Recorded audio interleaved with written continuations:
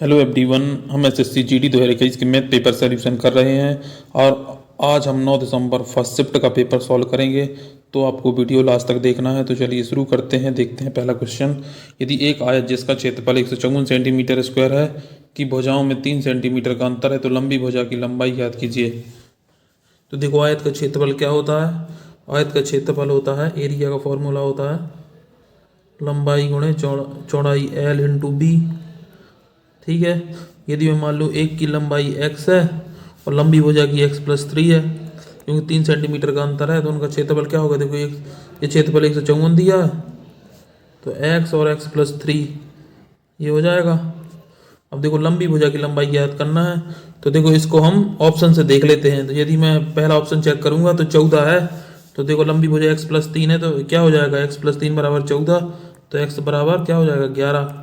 यदि x बराबर 11 लिख दूँ और इसकी जगह 14 लिख दूँ तो 154 हो रहा है ना। मतलब पहला ही ऑप्शन सेटिस्फाई कर रहा है तो दूसरे ऑप्शन देखने की जरूरत है ही नहीं है। ठीक है, तो ये फर्स्ट नंबर आंसर होगा। नेक्स्ट क्वेश्चन देखेंगे।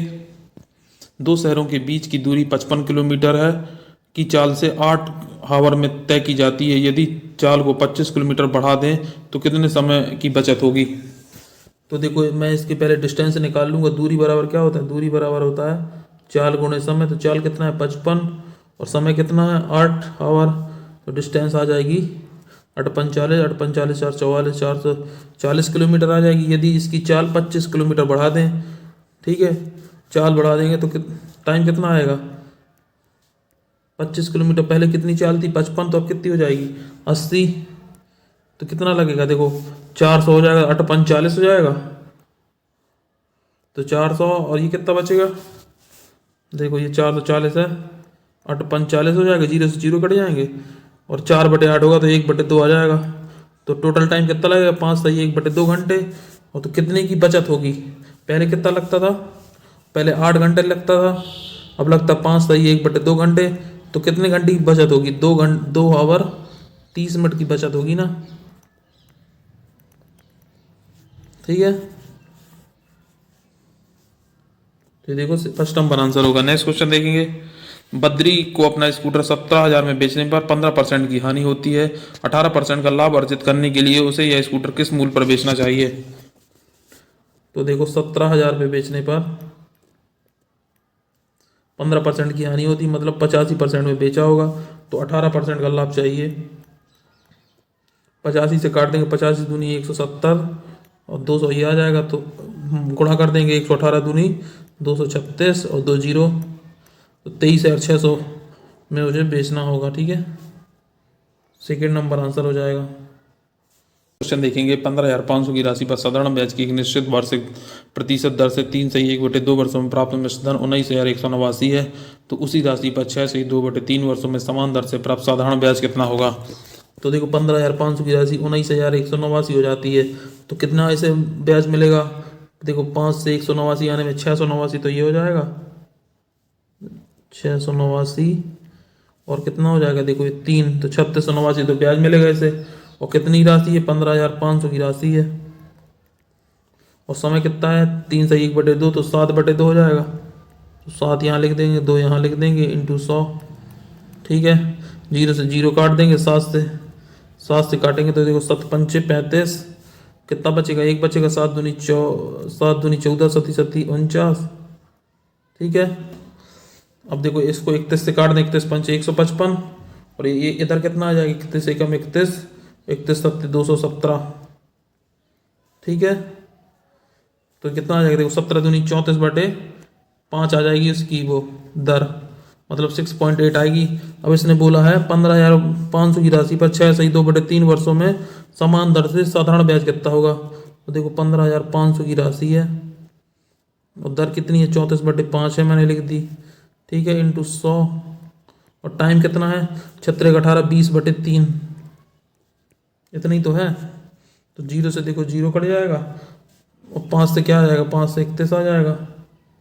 ठीक है, और देखो ये कितना हो जाएगा? 34 और 20 68, 680 इंटू 31/3। अब देखो मल्टीप्लाई कर लेंगे तो कितना आएगा? 0, 31 8 248 हासिल 24, 31 छक्का 186, और 4 90 210 बटे 3 आएगा तो कितना आएगा?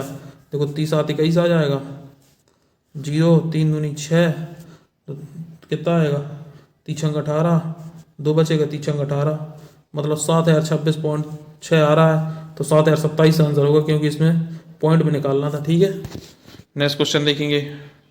एक वस्तु पर निर्माता 12% का लाभ कमाता है, थोक विक्रेता 10% का लाभ कमाता है, खुदरा विक्रेता 15% का लाभ कमाता है। यदि वस्तु का खुदरा विक्रय मूल्य 56,672 है तो निर्माता के लिए उस वस्तु का लागत मूल्य ज्ञात कीजिए। मैंने मान ली निर्माता के लिए वस्तु का लागत मूल्य x था। अब देखो इसमें कितने का लाभ कमाता है? 12% का लाभ कमाता है, तो 12% की फ्रैक्शन वैल्यू क्या होती है? 3/25, तो 28/25 हो जाएगा। और देखो 10% का लाभ कमाता है तो 11/10 हो जाएगा। ठीक है, और 15% का लाभ कमाता है तो 15% की फ्रैक्शन वैल्यू 3/25, तो 15% की कितनी हो जाएगी? 3/20, तो 23/20 हो जाएगा। ठीक है, तो ये कितना होगा? 56,672। ठीक है, तो देखो 11 से काट देंगे तो 11 5 55, एक बचेगा, 5 11 1 11, 5 बचे, 11 5 55, 11 दूनी 22। ठीक है, 23 से काटेंगे तो 23 दूनी 46, कितना बचेगा? 5 बचेगा, 23 दूनी 46, 9 बचेगा, 23 चौको 92, 224 आ जाएगा। 28 से काट देंगे तो 8 बार चला जाएगा। ठीक है, तो x बराबर कितना आ जाएगा? देखो 25 दूनी 50 और 2 0 इंटू 8, 40,000 आ जाएगा। फर्स्ट नंबर आंसर हो जाएगा। नेक्स्ट क्वेश्चन देखेंगे। 3 अंकों की सबसे बड़ी संख्या को 3 4 6 15 और 20 से विभाजित करने पर प्रत्येक स्थिति में शेषफल 1 प्राप्त होता है, तो उस संख्या के अंकों का योग ज्ञात करें। तो पहले इसका देखो एलसीएम निकाल लेंगे। कौन संख्या है? एक तो 3 है, 4 है, 5 है, 6 है, 15 है, 20 है। ठीक है, तो देखो यहाँ से 5 आ जाएगा और यहाँ से 3, 5 3 15, और देखो यहाँ से 4 आ जाएगा, तो एलसीएम कितना आएगा? 60 आएगा ना। अब 3 अंकों की सबसे बड़ी संख्या है, तो देखो 3 अंकों की सबसे बड़ी संख्या 999 होती है। 60 से डिवाइड करेंगे तो 60 एकम 60, 39 बच जाएगा। तो कितना? ये 360 बचेगा, तो 39 ये शेष बच जाएगा। तो देखो इस संख्या में क्या करना है? 39 माइनस कर देंगे तो ये 60 से डिविजिबल हो जाएगी। तो कितना आएगा? 0, 9 में 3 गई 6, 960। एक शेषफल प्राप्त होता है, तो 960 प्लस 1, 9 से 61 आ जाएगा। तो उसके अंकों का योग कितना होगा? 9 6 15, 16 होगा ना। 16 आंसर आएगा, थर्ड नंबर आंसर होगा। नेक्स्ट क्वेश्चन देखेंगे। एक वस्तु का क्रय मूल्य 1545 है जो अंकित मूल्य से 25% कम है। यदि वस्तु को 18% की छूट पर बेचा जाता है तो इस लेन देन पर लाभ प्रतिशत कितना होगा? देखो क्रय मूल्य अंकित मूल्य से 25% कम है, तो मैंने मान लिया अंकित मूल्य कितना है? अंकित मूल्य 100 मान लिया। ठीक है, और क्रय मूल्य कितना है? 75 है। ठीक है, अब देखो वस्तु को 18% की छूट देगी, तो देखो एमपी में 18% की छूट देंगे तो एसपी कितना आ जाएगा? 82। तो कितने का लाभ होगा? देखो 75 का खरीदा, 82 का बेच रहा है, तो 7 का लाभ होगा ना। कितने में? 75 में इंटू 100, तो 25 चौको 100, 25 × 75। ठीक है, और 7 चौको 28, 28 बटे 3, तो 3 9 27, 2 बचेगा, 3 6 18, 3 7 21, तो 9.67% आएगा। ठीक है, इस तरीके से करना था। नेक्स्ट क्वेश्चन देखेंगे। 7 विषम क्रमिक संख्याओं का औसत 7 विषम क्रमिक आरोही संख्याओं का औसत 79 है, तो इनमें से पहली 5 संख्याओं का योग औसत क्या है? तो देखो 7 संख्या है, 1 2 3 4 5 6 7, तो देखो उनका औसत कितना है? 79 है। देखो मैंने कल बताया था कि देखो आरोही जो होता है वो घटते से बढ़ते क्रम में होता है और आरोही बढ़ते से घटते क्रम में होता है। तो देखो आरोही है तो घटते से बढ़ते क्रम में होगा, तो ये कितना हो जाएगा? ये 79 है, तो ये 77 हो जाएगा। ठीक है, और ये 75 हो जाएगा, ये 73 है। देखो घटते से बढ़ते क्रम में है ना, 73 75 77 79, तो इनमें से पहली 5 संख्याओं का औसत ज्ञात कीजिए। तो देखो ये 79 है, तो ये 81 हो जाएगा। तो इन 5 संख्याओं का औसत क्या होगा? देखो 2 2 के गैप में है, तो ये 77 आंसर होगा। ठीक है, यही औसत होगा। यदि इनको पांचों को ऐड करके 5 को डिवाइड करो कर आएगा। ठीक है, तो ये फर्स्ट नंबर आंसर हो जाएगा। नेक्स्ट क्वेश्चन देखेंगे। 2 4 6 के चतुर्थानुपाती और 4 8 के तृतीयानुपाती का अनुपात ज्ञात कीजिए। तो देखो पहले मैं देखता हूँ 2 और 4 8 के चतुर्थानुपाती तो कितना आएगा 2/4 और 6/x। तो कितना हो जाएगा 6 चौको 24, x बराबर 24/2। ठीक है, तो 12 आ जाएगा। अब 4 8 के तृतीयानुपाती तो 4/8 और 8/y, इसको मैं y मान लेता हूँ। तो कितना आएगा देखो 4y बराबर 64, तो y बराबर 64/4, तो 16 आ जाएगा। तो बस इसका एलसीएम वो ले लेना अनुपात, तो 4 3 12 और 4 चौको 16, 3:4 आएगा, फर्स्ट नंबर होगा। ठीक है, फर्स्ट नंबर आंसर होगा। नेक्स्ट क्वेश्चन देखेंगे। एक बैग में केवल 1 रुपए 2 रुपए 5 रुपए के मूल वर्गों के सिक्के 12:5:3 के अनुपात में, यदि बैग में कुल राशि 3626 है तो बैग में 5 के सिक्कों की संख्या कितनी है। तो बैग में देखो 1 रुपए 2 रुपए और 5 रुपए के सिक्के हैं। तो देखो 12 5 और 3 के अनुपात में है। तो देखो 12 ये हो जाएगा, 10 ये हो जाएगा, 15 ये हो जाएगा। तो कितने रुपए हैं उसे 12 10 22 5 22 और 15 37 रुपए है टोटल। और इसकी संख्या कितनी दी है 3626। 26 तो कितना जाएगा 37 नंबर क्या होता है 9 7 63 333। ठीक है, तो कितना बचेगा 29 बचेगा। तो 37 8 296, तो एक की वैल्यू 98 आ गई। तो बोला है 5 रुपए के सिक्के, 5 रुपए के सिक्के कितने हैं ये 3 है, तो 98 × 3 हो जाएगा 294 आंसर आ जाएगा। ठीक है, फर्स्ट नंबर आंसर होगा। नेक्स्ट क्वेश्चन देखेंगे। यदि राहुल के वेतन में 60% की कटौती की जाती है तो उसके कर के रूप में 12,800 का भुगतान करना पड़ता है, तो राहुल द्वारा भुगतान किए जाने वाला कुल कर कितना है। तो 60% की कटौती कर में की जाती है तो 12,800 का भुगतान करना पड़ता है, मतलब 12,800 की वैल्यू कितनी है 40% के बराबर होगी इंटू 100। एक जीरो से एक जीरो काट देंगे और यहाँ से आ जाएगा 32 चौको 128 जीरो, तो उसका कुल कर कितना होगा 32,000 का होगा। सिंपल क्वेश्चन था, तो फर्स्ट नंबर आंसर होगा। ठीक है, नेक्स्ट क्वेश्चन देखेंगे। 9 छाते 800 में खरीदे गए और 7 छाते 800 में बेचे गए, तो लाभ प्रतिशत क्या है। तो देखो 9 छाते क्या किए गए 800 में खरीदे गए, ठीक है, और 7 छाते 800 में बेचे गए, यही तो बोल रहा है, ये एसपी है। देखो इनको मैं बराबर कर दूंगा, इसमें 7 से इसमें 9 से मल्टीप्लाई करूंगा, तो देखो 7/56 हो जाएगा। 5600 के खरीदे गए 63 छाते और 7200 के बेचे गए 63 छाते, तो कितने का लाभ हो जाएगा 1600 का लाभ होगा ना। यहाँ से 1600 का लाभ हो जाएगा 5600 में इंटू 0, 2 जीरो से 2 जीरो काट देंगे, 8 दूनी 16 8 सती 56, तो 200/7 हो जाएगा। तो 7 दूनी 14, 6 बचेगा, 7/56 4 बचेगा और 7 पंचे 35, 28.5% आएगा। तो ये फोर्थ नंबर आंसर हो जाएगा। नेक्स्ट क्वेश्चन देखेंगे। गेहूं और चावल के बाजार मूल्य का अनुपात 3:8 है। एक परिवार में गेहूं और चावल की खपत की गई मात्रा का अनुपात 4:9 है, तो गेहूं के चावल पर खर्च कितना होगा। गेहूं और चावल पर खर्च कितना होगा, तो देखो प्राइस का अनुपात कितना दिया है गेहूं और चावल के 3:8, ठीक है, और कंजम्पशन कितना दिया है 4:9। तो एक्सपेंडिचर कितना होता है, एक्सपेंडिचर बराबर होता है प्राइस इंटू कंजम्पशन।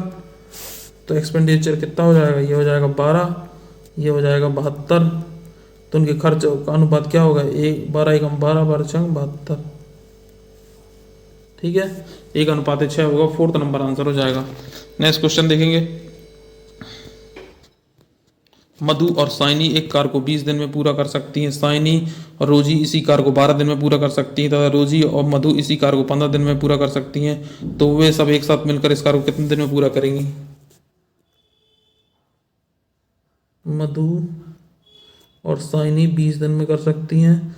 साइनी और रोजी 12 दिन में कर सकती हैं। रोजी और मधु 15 दिन में कर सकती हैं। तो देखो टोटल आ जाएगा 20 तिया 60, 12 पंचे 60 और 15 चौको 60। तो देखो यदि इनको तीनों को ऐड करेंगे तो दो दो बार आ जाएंगी।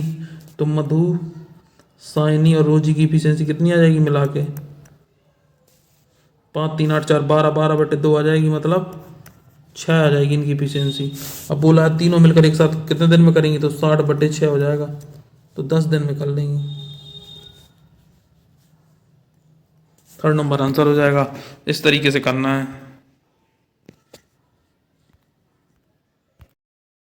नेक्स्ट क्वेश्चन देखेंगे। 64 सेंटीमीटर, 36 सेंटीमीटर, 44 सेंटीमीटर भुजाओं वाले एक ठोस धात्विक घनाभ को पिघलाया जाता है और इस पदार्थ से 12 सेंटीमीटर की त्रिज्या वाले ठोस गेंदें बनाई जाती है। तो गेंदों की संख्या कितनी होगी?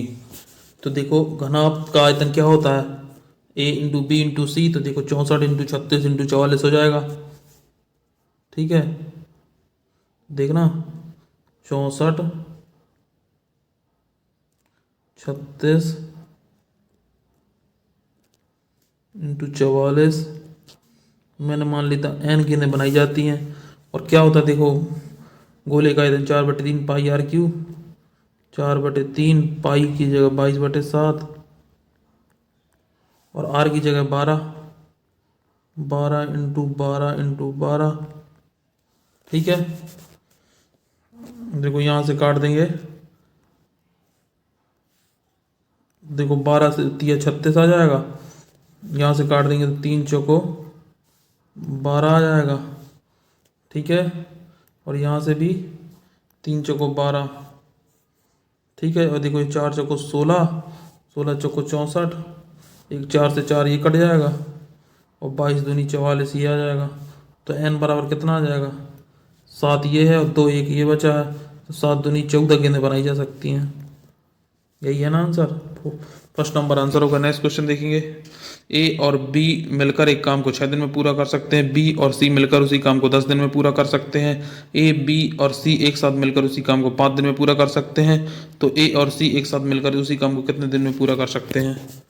देखना, ए और बी किसी काम को 6 दिन में कर सकते हैं। बी और सी किसी काम को 10 दिन में कर सकते हैं।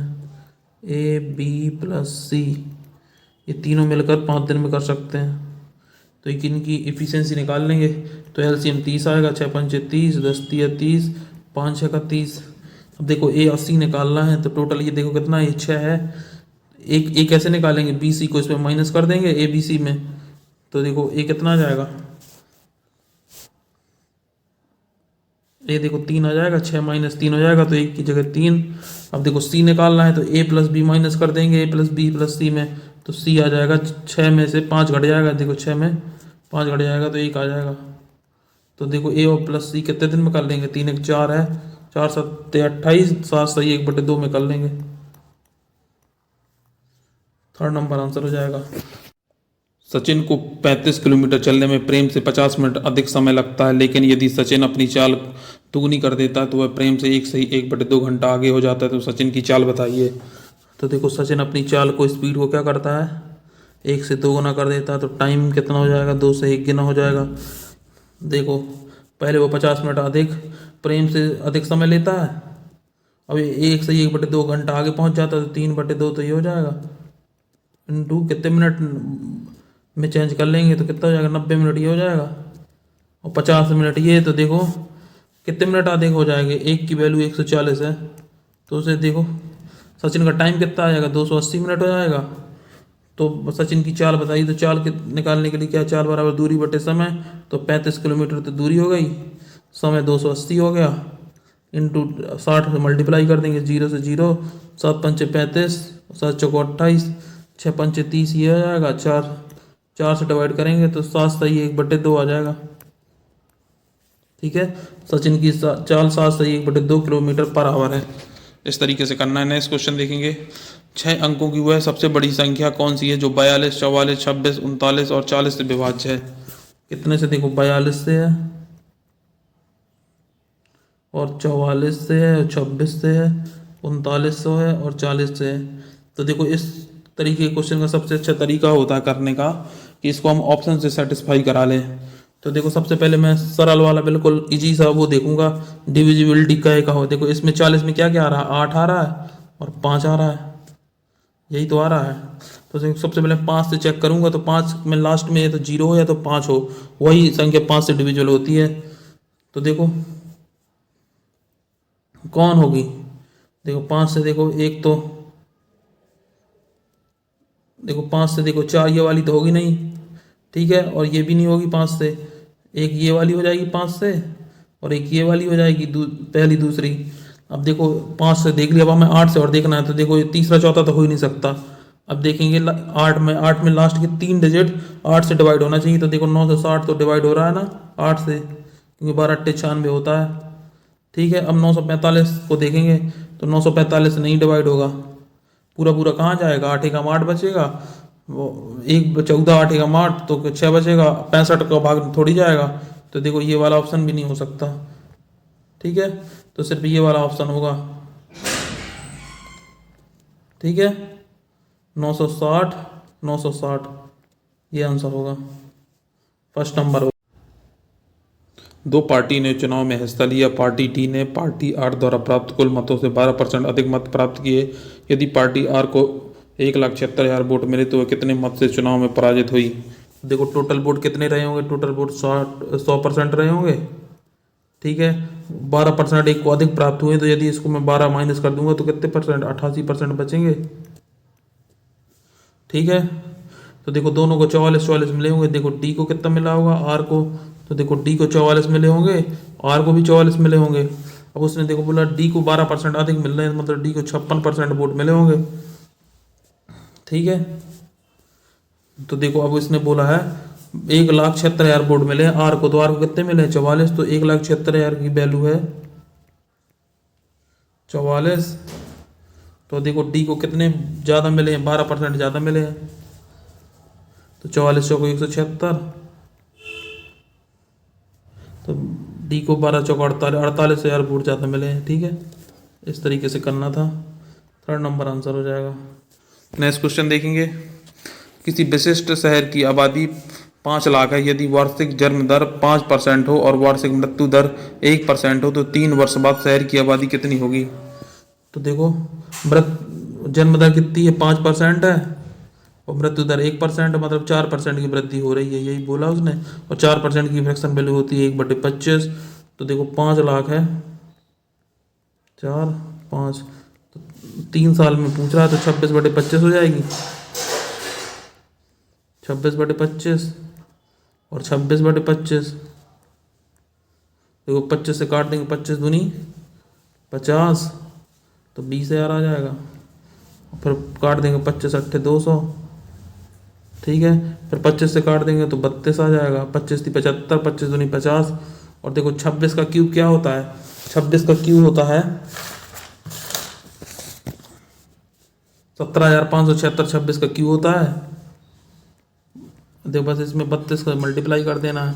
तो 32 को 192, यहाँ से 19, 32 7 224 और 9 33 243 आएगा।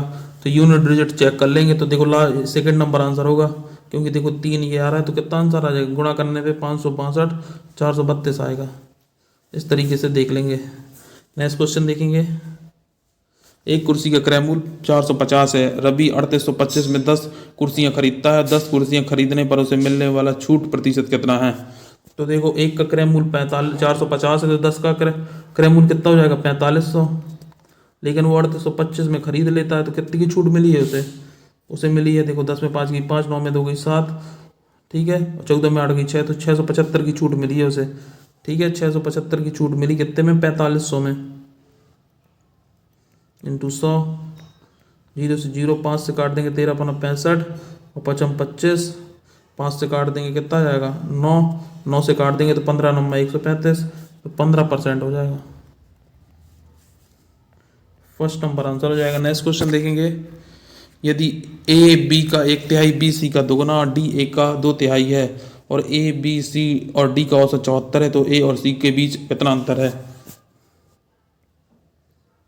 ए बी सी डी, देखो बोला ए बी का 1/3 है तो कितना हो जाएगा, ये हो जाएगा 1, ये हो जाएगा 3 और बी सी का दोगुना है तो ये देखो 2, ये 1 और डी ए का 2/3 है तो ये देखो 3, ये आ जाएगा 2।